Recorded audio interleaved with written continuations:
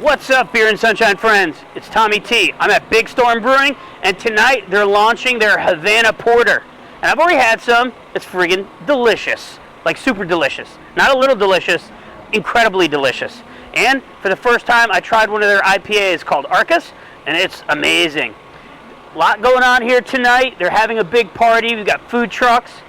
I'm ready to have some fun. In a few minutes, we're gonna get the brewmaster. We're gonna get Nate, the guy that actually roasted the coffee beans. We're gonna get these guys on camera. We're gonna chat for a minute. It's a little noisy inside, but I think you'll be able to hear what we're talking about, what we're saying. So look forward to a few minutes of fun. We'll get a lot of cool pictures and some of the beautiful people that are here tonight. The mosquitoes are going crazy and they're trying to eat us. Anyway, keep watching and look forward to a future episode where we get a little bit more inside Big Storm Brewing and find out all about how this big storm came to be. Thanks for checking us out. Come on in. What's up, Beer and Sunshine friends? It's Tommy here at Big Storm Brewing in Odessa. I'm with Nate from King State Coffee and Joel, the brewmaster here, and we're going to talk a little bit about this awesome coffee porter. Thanks, guys. Yeah, I really appreciate you guys being on this. Kind of informal. It's not one of our normal episodes, but I think this would be more interesting. Oh, this is really, really, really good. Can you tell me a little bit about how you guys came up with this? Sure. So we kind of approached Nate at King State. Kind of heard about that he does these awesome coffee roasts. So we really were looking at doing a collaboration with the coffee beer, and we wanted a great roaster to do it with. So we had this idea for a porter, coffee porter.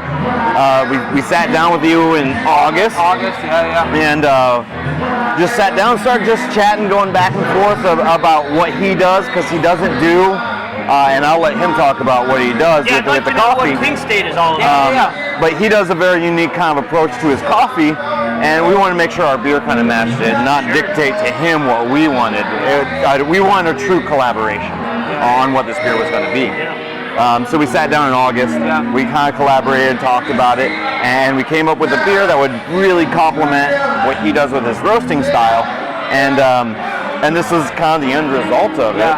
And you can kind of talk about how you roast. And it's cool, they hit us up, which was awesome. We got hit up by a few other breweries already. It was more like we're gonna throw your coffee in a stout, but they were the first ones that wanted to like sit down and have like a true collab. Is this the first time that you've collaborated with a brewery? I'm turned down a few. I'm not kidding when I say this. I'm not blowing smoke up your ass or anything like that. I've had a lot of coffee porters, a lot of coffee stouts. This is really the richest but creamiest, most delicious one I've ever had. It's really good. Thank you. Man, that's awesome. So yeah, we sat down and we talked about what they were looking for in coffee, and so again, King State is very much more along the lighter side of coffee. Like we roast it to make sure we bring out the subtleties of the coffee. If you roast it too far, you end up getting a lot of just like roast flavors. So when talking with them, they seem to really take that, instead of just like, oh, can you do a darker roast for us? They were very adamant about fitting our coffee within this beer. So that was awesome for us. That was the first time many breweries like talked to us in that depth with that. So, and then so talking about it, I knew that Guatemala, this certain origin that we have right now. Is that the kind of bean that this is? Yeah, so it's Guatemala and the product placement. And typically, what kind of coffee, if somebody brews these beans just as a cup of coffee, what type of coffee is this, or what can they expect? It is a lighter roast, but it's going to have a lot of the natural elements that are the green coffee, because when you're getting coffees from all over the world and you're spending so much time, we get so many samples and we cup them and do all this stuff, when you roast it too far, you lose all of that. So our very, focus is making sure that the coffee's still intact.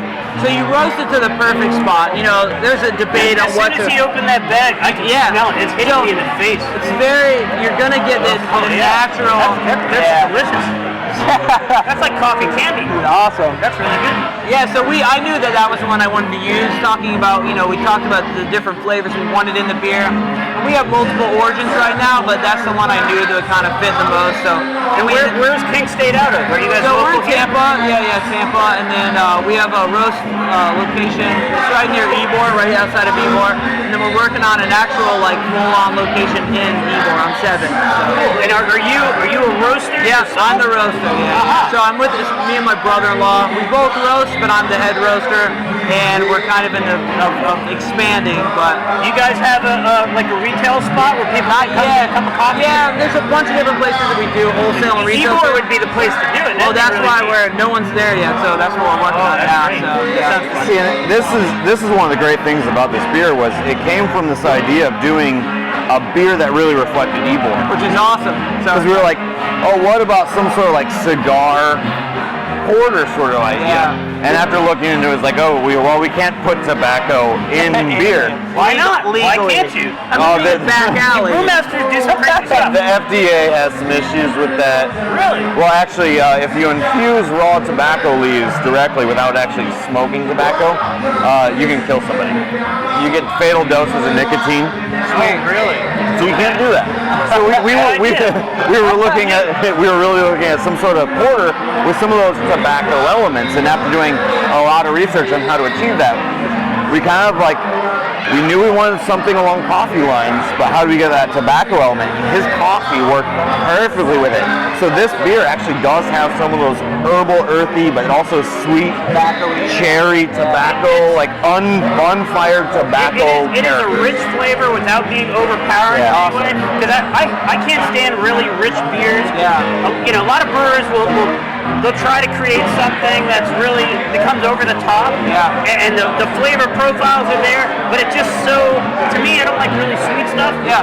This is rich without being really sweet. It's rich without being overpowering. Awesome. And the That was the coffee goal. comes through great, but it's still a beer. Yeah, absolutely. Good, I'm telling you, this is fantastic. Awesome. And it's not going to kill anyone, I promise. No tobacco. It's coffee. And we really kind of, since he does a lighter roast on his coffees, we're like, okay, we can get the roast in the beer from our malts, not really worry on relying on the coffee for that roasted element, and rely really on that tobacco-y kind of element coming in to make we were thinking about a back room in Ybor. Yeah, sure, yeah. The place at the end of the night. The old Yeah. guy sitting in the front, making cigars. A place in the back room, there's like a humidor with a leather chair with someone sipping a coffee and smoking a cigar.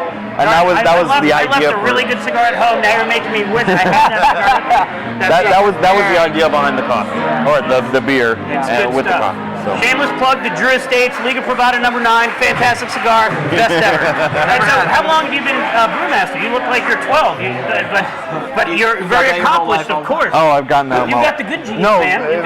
back when I was playing baseball, they called me Babyface. I'm 33 years old. Are you really? Oh, Yeah. God, I would give you 23 in a heartbeat. No, I've been doing this for 11 years. Nice. I've been brewing professionally you know for what 11 you're years. doing. How long have you been with Big Storm?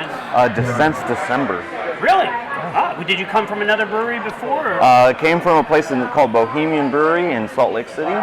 And before that, I went to brewing school, and before that, I was at another brew pub in Omaha, Nebraska. Cool. Well, good for you. So you went from Salt Lake City, Utah, an amazingly beautiful place, to Odessa, Florida. Good for you. Fantastic. Good life choice. Hang in there. I live down near St. Pete. Oh, yeah, all right. Where all the action is, where all the fun is. Downtown St. Pete is. Hey, I don't know. I love it up here. The crowd we get up here in this tap room is fantastic. So Billy, our camera guy extraordinaire here, with my lifelong buddy. I've known him since we were young kids in middle school. And him and his wife live up here, live down the street, and they come here all the time. Oh, awesome. Thank you. So we've been trying to get Big Storm, to do an episode for a little while. This is the closest we've come, and so far I'll take what I can get. This is great.